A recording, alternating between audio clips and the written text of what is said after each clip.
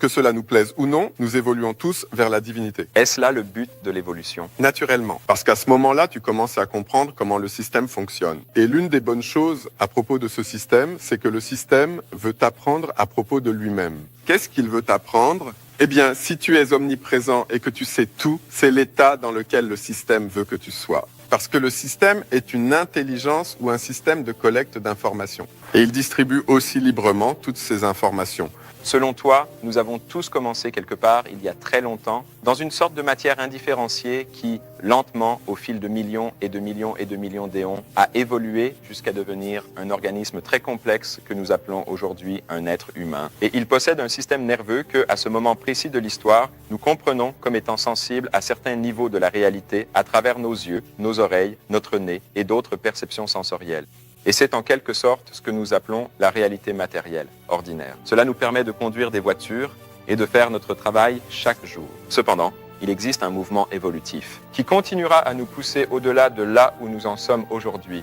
Et ce qui va être poussé, c'est notre âme.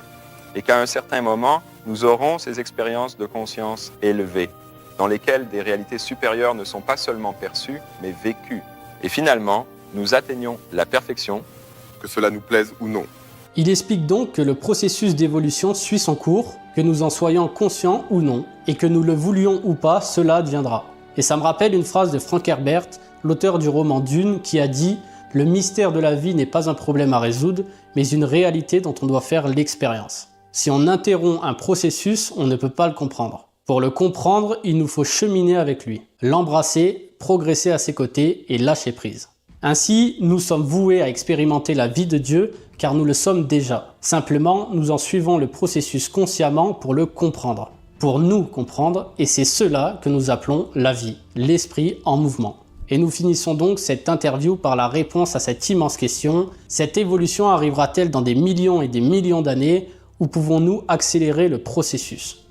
Et peut-on réellement accélérer ce processus en faisant quelque chose de spécifique et de concret? Oui, eh bien, on utilise des techniques méditatives qui stimulent le système nerveux beaucoup plus rapidement qu'un rythme évolutif normal. Ces techniques existent, mais il n'est pas nécessaire de faire quoi que ce soit. Cela va arriver de toute façon. Arriver quoi? Une vision. C'est une vision très vaste et lumineuse.